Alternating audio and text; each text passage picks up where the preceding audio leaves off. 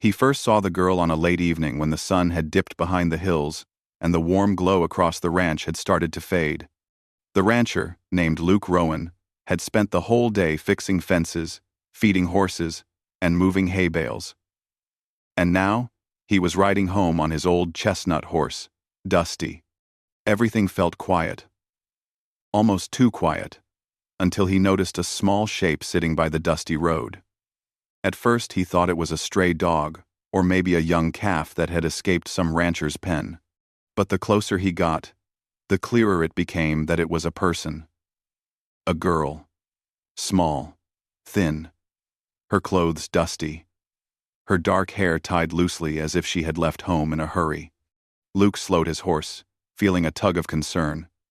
Kids didn't usually sit alone along the road at this hour, not on this side of town where the nearest neighbor was miles away. When Dusty stopped in front of her, the girl didn't look up.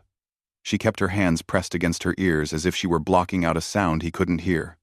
Luke slid off his saddle and crouched beside her. She looked about 14 or 15, though she was small enough that she might have been younger. Her face was pale, her breathing unsteady, and her hands trembled slightly. "Are you all right?" Luke asked gently, keeping his voice calm. She didn't answer. She didn't even glance at him. Luke tried again. Softer this time. "Can you hear me?" Still nothing. Luke studied her for a moment, and then noticed the faint movements of her lips. She wasn't mouthing words, she was simply breathing, but there was something careful in the way she did it, as if she was listening to vibrations instead of sound. He had seen that look once before in a traveling town fair, where a young boy with no hearing had moved the same way, watching more than listening, feeling more than reacting. Luke understood then. He didn't know how she had gotten here or why she was alone. But one thing was clear: the girl needed help. She was frightened, confused, and lost on an empty road as night approached. Leaving her would have been unthinkable. He slowly reached out a hand, making sure she could see the movement before he got too close. The girl flinched, but did not run. After a moment, she raised her eyes toward him. And he saw something surprising in them. A mixture of fear and caution, but also hope. Hope that someone, finally, might not hurt or frighten her.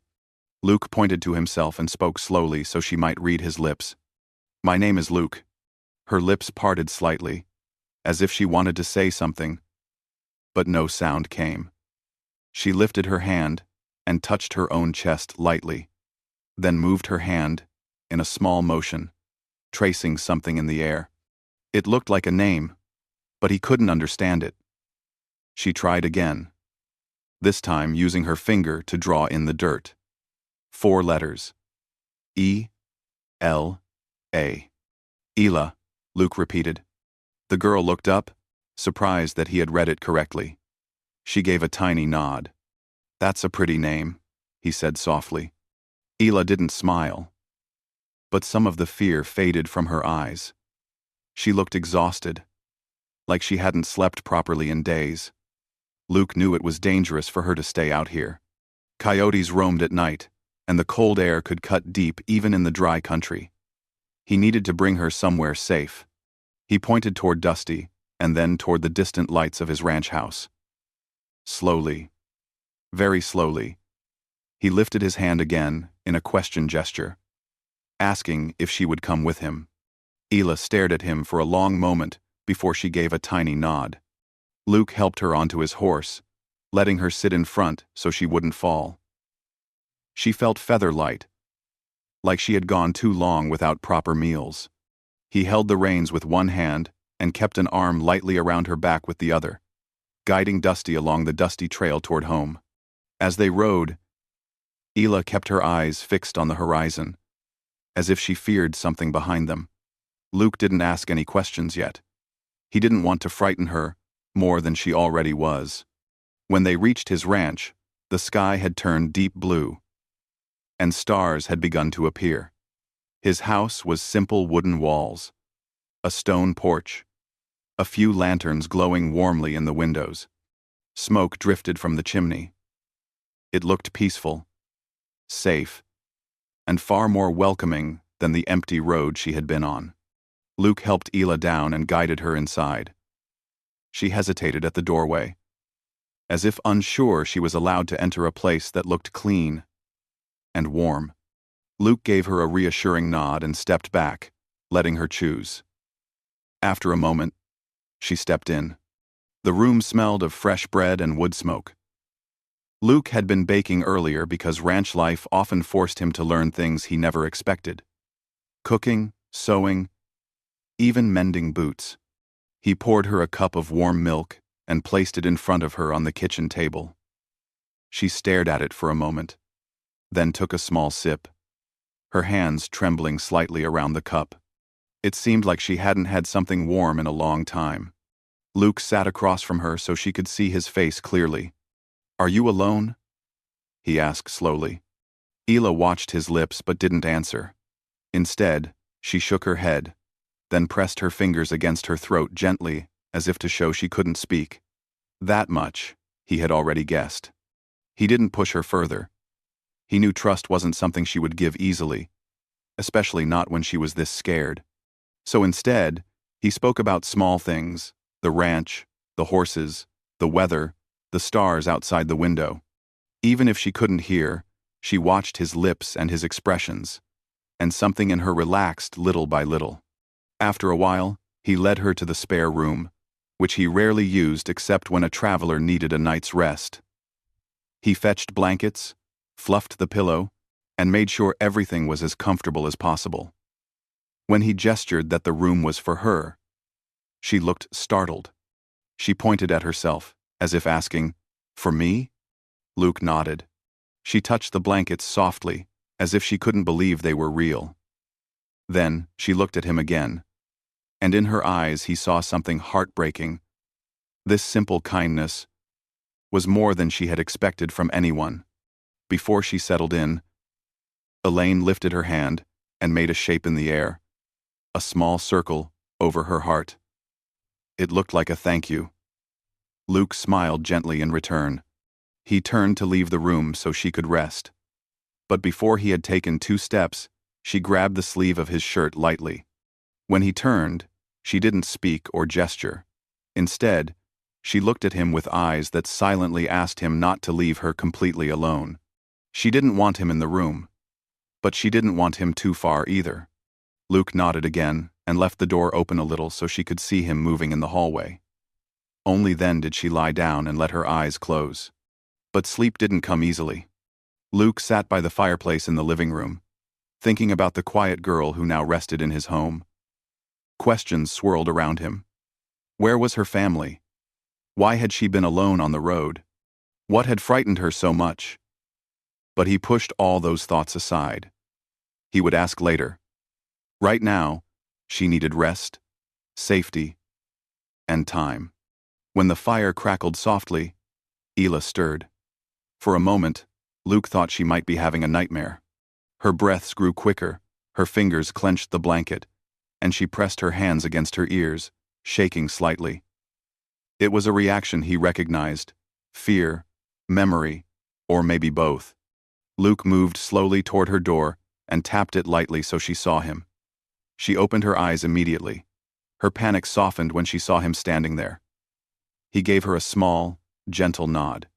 "You're safe," he mouthed softly. She calmed.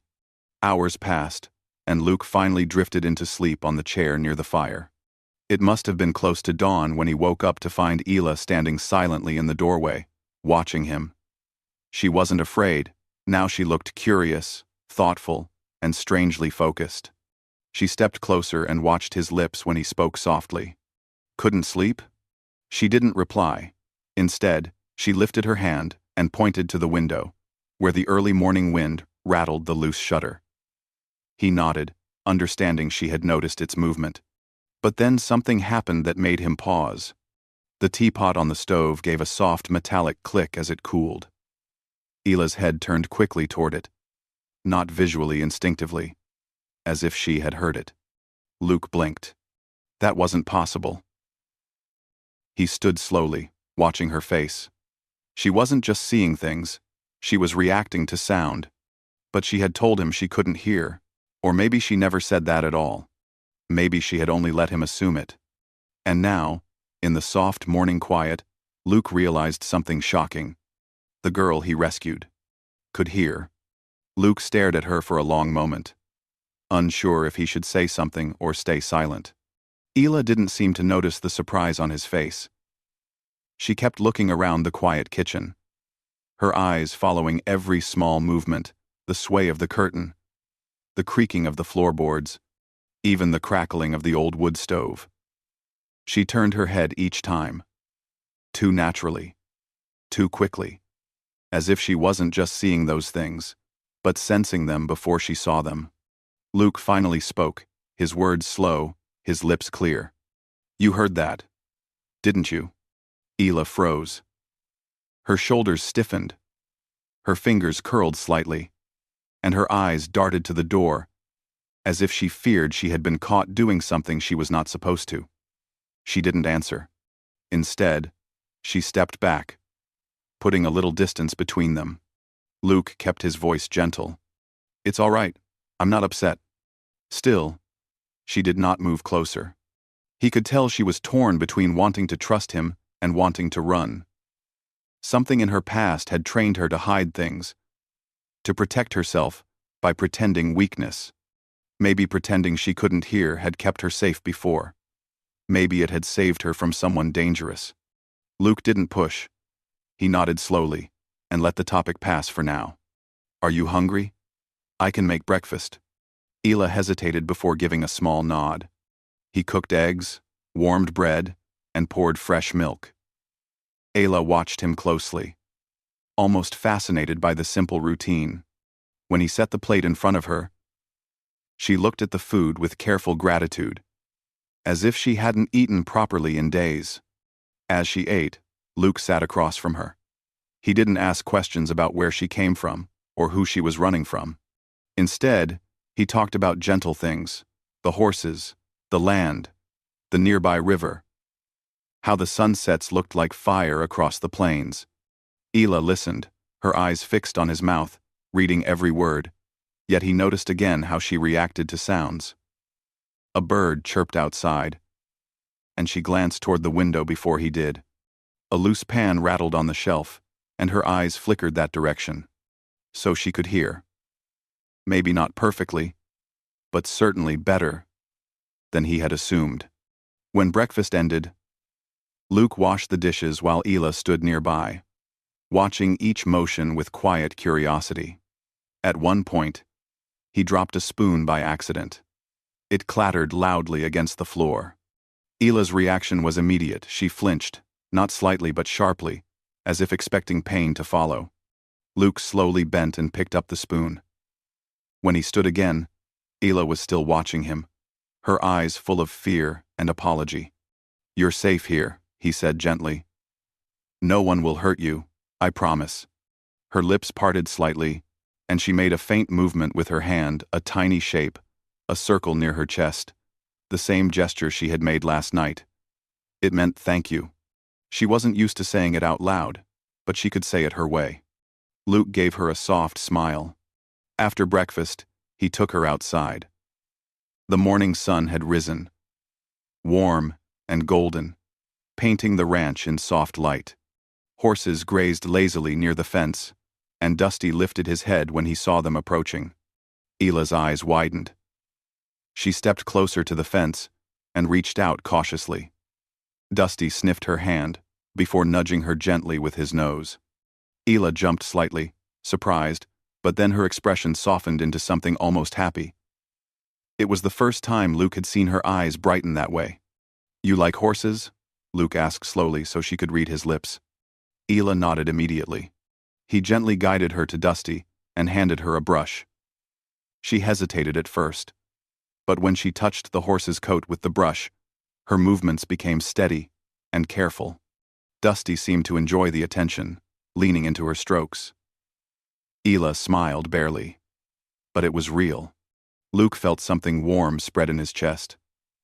For the first time since he found her, she looked like a child again.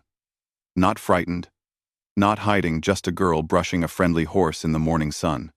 As the day passed, Luke gave her simple tasks to help her feel comfortable feeding chickens, collecting eggs, sweeping the porch. She didn't speak, but she communicated through small gestures, nods, and expressions. She understood everything he said. She was smart, quick, attentive. But the moment she reacted to a distant wagon wheel rumble miles away, Luke saw again that she was not deaf. Later, as the afternoon wind picked up, Luke noticed Ela looking toward the hills with a worried expression. She wrapped her arms around herself and stepped closer to him. He spoke gently. "Do you want to tell me something?" Ela looked conflicted. She lifted her hand and pointed toward the road, then pressed both palms over her ears as if blocking out shouting. Then she flinched, lowered her head, and stepped back. Luke understood only part of it. She had left because of a man who shouted or made loud noise. Maybe her father? Maybe not. He didn't want to assume. But she was clearly frightened of going back. When evening arrived, Luke prepared a small dinner. Ela ate quietly, but stayed close to the window, watching the road nervously, as if expecting someone to appear. She jumped whenever a distant sound echoed across the land: cattle lowing, a gate squeaking, the rustle of wind. Luke noticed that she didn't react equally to all sounds. It wasn't normal hearing. She reacted mostly to sharp noises or deep tones. So she wasn't completely hearing. She was something in between, partly sensitive, partly trained to hide her abilities. After dinner, Luke lit the lantern and sat near the fireplace. Ela sat on the rug close enough that she could see his face clearly. He talked softly, telling her stories about the land and his childhood. She watched his lips, laughed quietly at one or two moments, and leaned forward slightly whenever he said something gentle or calming. But as the night deepened, a sudden bang outside just the loose barn door hitting the frame made Ela jump violently. She scrambled to her feet, hands shaking, eyes wide with panic. Luke rose slowly so she wouldn't think he was angry or frustrated. "It's just the barn door," he mouthed clearly. "Nothing else." She tried to calm herself, but tears welled in her eyes. She sat back down and pressed her hands together tightly, as if trying to hold her fear inside. Luke sat beside her. Not too close, but close enough for her to feel safer.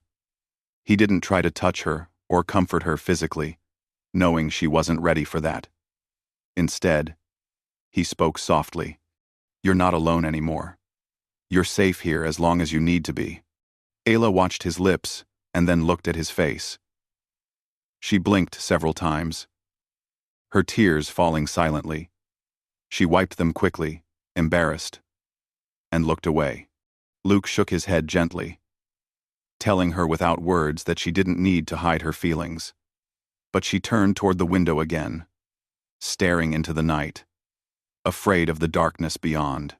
Hours passed, and eventually she drifted off to sleep near the fire, curled up comfortably, trusting him enough to stay close while she slept.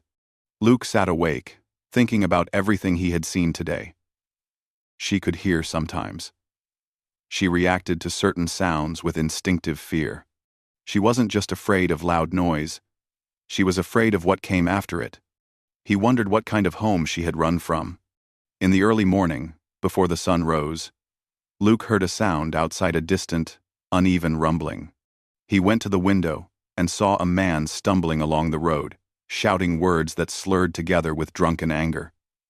The man kicked at rocks, cursed the wind, and swayed from side to side. At first, Luke didn't think much of it. Many men in town got drunk and wandered late. But when the man got closer, Luke saw something in his hand, a torn piece of cloth. A girl's cloth. Ela's cloth. Luke's jaw tightened. He turned around, but Ela was already awake. She stood by the fireplace, trembling, staring at the door, as if she felt his presence even before she heard him. She took one step back, then another. Luke mouthed her name gently. "Ela." She shook her head rapidly and pointed toward the approaching footsteps. Her hands trembled violently. The man outside shouted again. "Ela." Luke understood everything in that moment. Her father had found her. And he was drunk. Ela backed against the wall, breathing fast, terrified. Luke moved to stand between her and the door, steady and calm. He wasn't going to let anyone hurt her. Not here. Not in his home. Not ever. The knock on the door was not a normal knock. It was loud, uneven, and full of anger. More like someone striking the wood because they could barely stand straight. Ela pressed herself farther into the corner of the room, her breath shaking, her eyes locked on the door, as if something terrible waited on the other side. Luke stood still for a moment, watching her reaction. Her fear wasn't simple fear. It was deep, trained, almost practiced. Like she had lived through this many times before. He felt his jaw tighten as the knocking grew louder. "Ayla!" the man shouted again from outside, his voice rough and slurred. "Come out!" Luke took a slow breath, trying to keep himself calm. He didn't want to escalate anything. He didn't want to scare Ela more. But he also wasn't going to step aside and let someone barging in control the situation. He turned toward Ayla and mouthed the words clearly so she could read them. "Stay here." Ayla shook her head in panic. She reached for his sleeve, her hand shaking so badly that her fingers barely touched him. Her eyes said everything she couldn't speak. She didn't want him to open the door. She didn't want the man inside. She didn't want the past to catch her here. Luke gave a gentle shake of his head. "You're safe," he mouthed again. He slowly stepped away from her and walked toward the door. The man outside hit it again and shouted something that didn't even make sense. Luke paused, took a slow breath, then opened the door just enough to step out and block the entrance with his own body. A tired, angry man with uncombed hair and red, unfocused eyes stood on the porch. His shirt was dirty, his boots caked with dried mud, and his breath smelled strongly of alcohol even from a distance. In his hand he clutched the torn piece of cloth, waving it like proof of something. He squinted at Luke, as if confused to see someone standing there. Who are you?" the man demanded, swaying slightly. Luke kept his voice steady and calm. "Name's Luke Rowan. This is my ranch." The man blinked hard. Where's my girl?" He tried to look past Luke's shoulder, but Luke shifted just enough to block his view. "There's no one here for you to shout at?" Luke said, still keeping his tone gentle. "You should head home and get some rest." The man laughed a short, bitter laugh. "She ain't yours to keep. She's my daughter." He waved the cloth in the air again. "Ran off. Always runnin' off. But she can't hide from me." Luke's jaw tightened at the tone, more like someone angry at losing control than someone worried about a missing child. "What's her name?" Luke asked carefully, testing him. "Ela," the man snarled. "She's mine. Now move aside." "No," Luke said quietly but firmly. "Not until she wants to talk to you." The man's eyes flared with anger, and he stepped forward, trying to shove Luke aside. Luke didn't move. He wasn't a small man, and years of ranch work had made him strong and steady. The drunken man lost his balance and stumbled back down the porch step. "You think you can keep her?" he shouted, pointing a shaking finger at Luke. Luke felt something burn hot inside him, not anger at the insult, but anger at the pain those words must have caused Ela all her life. But he kept control. He wouldn't let this man's noise turn into something worse. "You need to calm down," Luke said quietly, "and go home." The man took a step forward again, but this time his foot caught a loose stone, and he nearly fell. He cursed loudly, and then glared at Luke. "This ain't over," he spat. "I'll be back." Luke didn't respond. He simply watched as the man stumbled down the road, still shouting into the quiet morning air, until he became nothing more than an echo, fading toward the hills. When Luke finally closed the door, he turned toward the room and saw Ela curled up beside the fireplace again, trembling harder than before. Her hands covered her ears tightly, and her eyes glistened with silent tears. She didn't look angry or confused. She looked heartbroken as if she believed her presence had caused trouble. Luke walked toward her slowly and crouched so she could see him. She looked up, startled, and wiped her tears quickly. She didn't want him to see her crying. She thought crying made her a burden. He shook his head softly and mouthed, "It wasn't your fault." Ela lowered her gaze again. She shook her head, as if disagreeing. She lifted her hand and pointed toward the door, then pressed 2 fingers to her heart. She whispered nothing, but her gesture said everything. "I cause fear. I cause trouble. I shouldn't stay." Luke immediately shook his head again, firmly this time. "You're safe here," he mouthed, "and you're not leaving." Ela watched his lips with wide eyes. She blinked, confused. She had expected rejection. She had expected him to send her away. Instead, he refused to let her think she was unwanted. Luke sat on the rug beside her but kept a respectful distance so she wouldn't feel trapped. He let the silence sit comfortably between them. After a few seconds, she slowly relaxed, her hands lowering from her ears. He spoke again. "He can't hurt you here." Ela swallowed hard and nodded slowly, though her fear didn't fade entirely. It took time for a frightened heart to believe something safe. For the next few hours, Luke let her rest, letting her wake and sleep whenever she needed. She finally fell into a deeper sleep near the fire, curled like a small animal seeking warmth. He didn't leave the room. He sat on the couch, reading, keeping watch. Later in the afternoon, when she finally woke again, the room was quiet and warm. Luke was mending an old saddle strap. When he noticed her sitting up, he closed the leather piece gently. "Feeling better?" he mouthed. Ela nodded, though her eyes remained a little sad. Luke reached for a piece of paper and slid it toward her. He held out a pencil. "Can you write?" he mouthed. Ela hesitated. Then, she nodded. She wrote slowly, carefully, as though she hadn't been allowed to use a pencil many times before. The letters were shaky, but readable. "I am sorry." Luke shook his head and pointed at the words. "No, sorry." She blinked, surprised. She wrote again. "He will come." Luke nodded. That was true. The man had said he'd come back, and Luke believed him. But that didn't change anything. "Thanks for watching, and their world. And then we have a little Stark, and Lukenstein." He pointed to the paper and wrote under her sentence, "I will handle it." Ela read it twice, her eyes softening in disbelief. She didn't understand why he was willing to protect her. To her, she was someone who caused trouble, someone who brought shouting and anger wherever she went. She wrote again.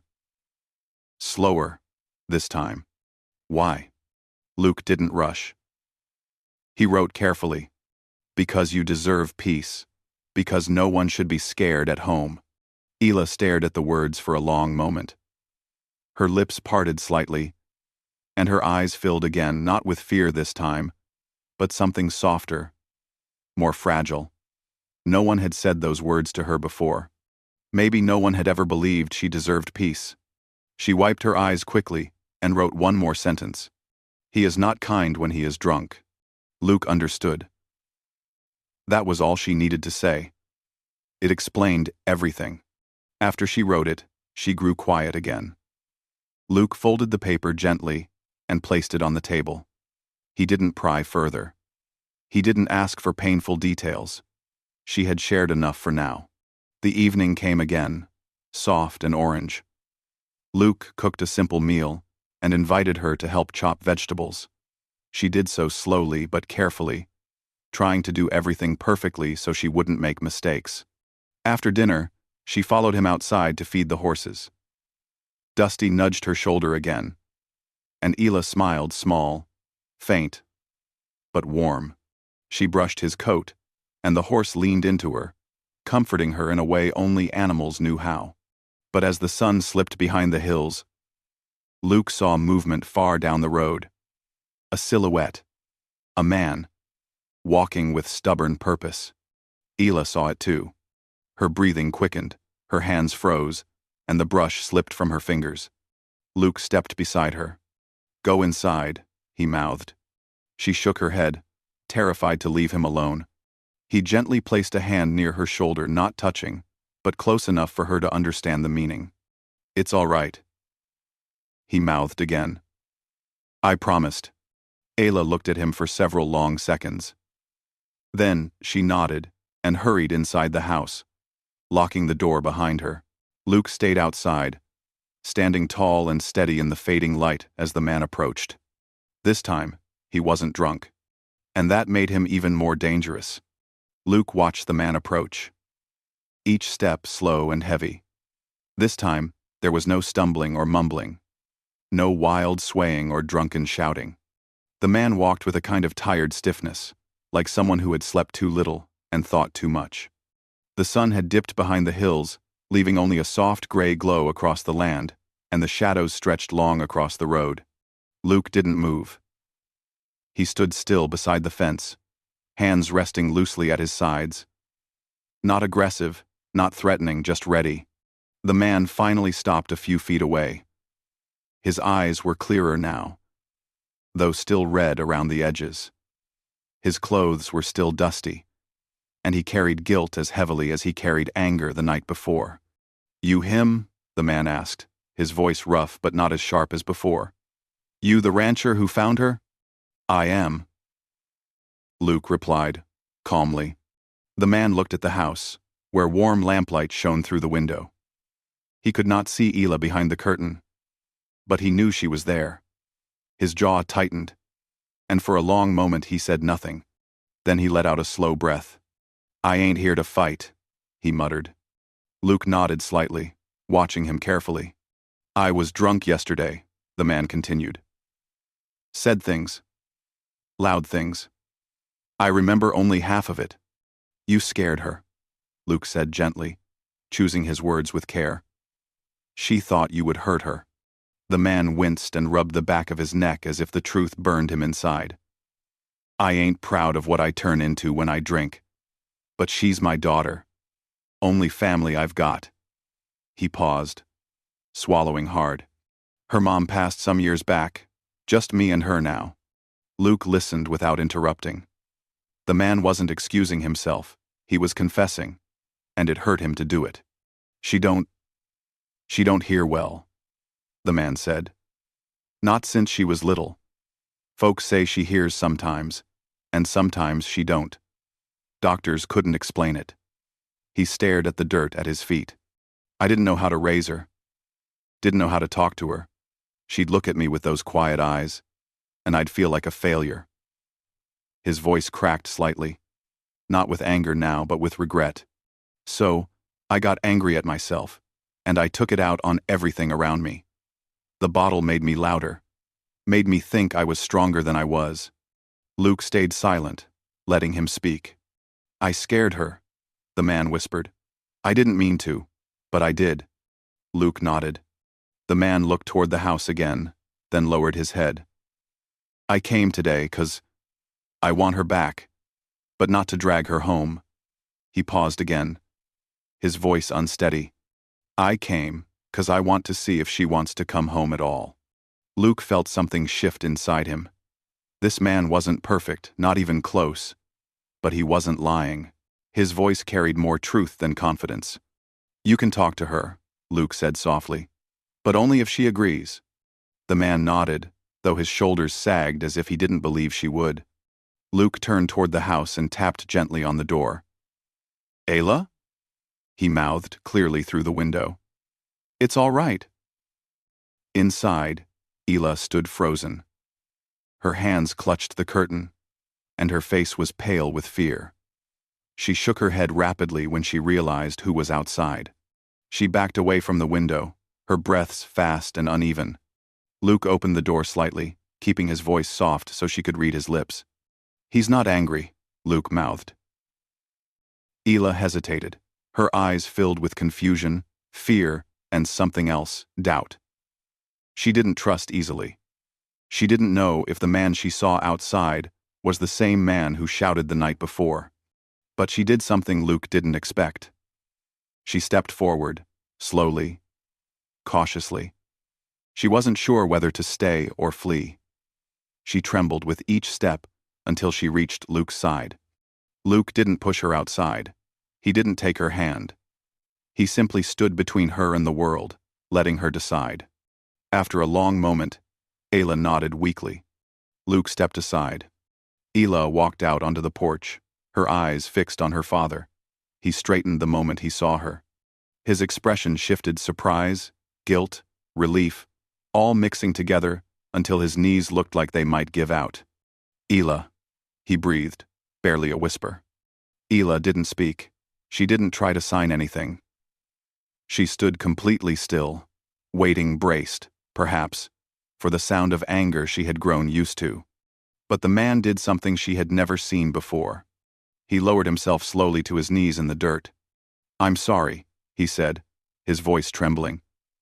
"I'm sorry for everything I made you feel. I'm sorry I scared you. I'm sorry I spoke like you were less. You ain't less. You never were." Ayla's eyes widened. She had never seen him kneel, never heard him speak softly, never seen him look small. He took a shaky breath. "I don't expect you to come home. I just—" His voice cracked. "I just want you to know, I'm trying. I want to be better. 'Cause you deserve better." For the first time since she arrived, Ayla stepped forward. One step, then another. Her eyes shone with tears, but not out of fear, out of something that had been heavy inside her for years: pain, confusion, longing. She reached toward her father with small hands and touched the torn cloth he still held. Then she pointed to her heart, the same gesture she used for "thank you," and lowered her eyes.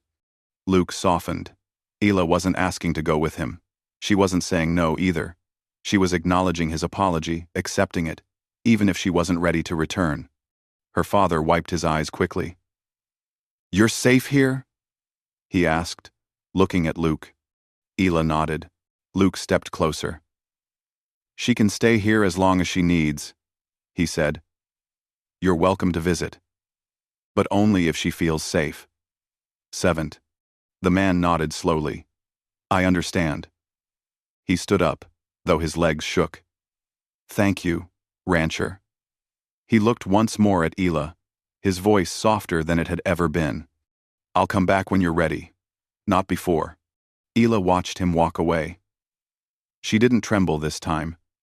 She simply watched quietly, breathing deeply, as if the weight she carried had grown a little lighter.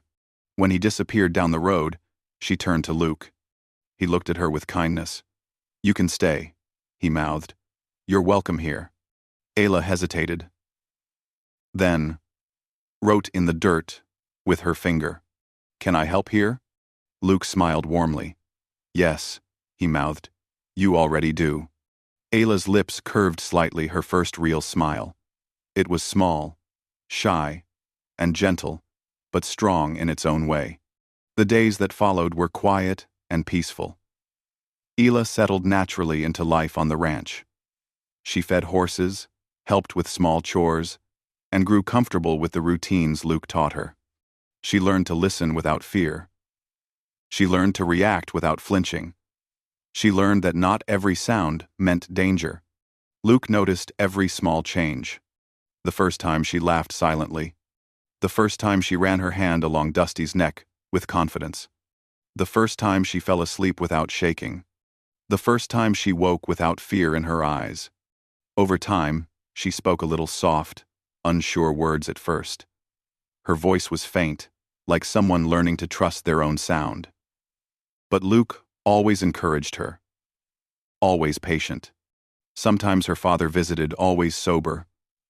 Always quiet. Always gentle. He stayed outside the gate, unless Ayla waved him closer. Their slow healing took time. But it was real. Months passed, and Ayla grew stronger. One evening, while Luke was fixing a fence post, Ayla approached him with a note. She placed it in his hand and waited nervously. The note said, "Thank you for giving me a place where I can hear without fear." Luke looked at her. His heart warm. "You're not alone anymore," he mouthed. Ela nodded, and this time her smile was bright. The ranch became her home, and for the first time in her life, she could hear the world without being afraid of what followed.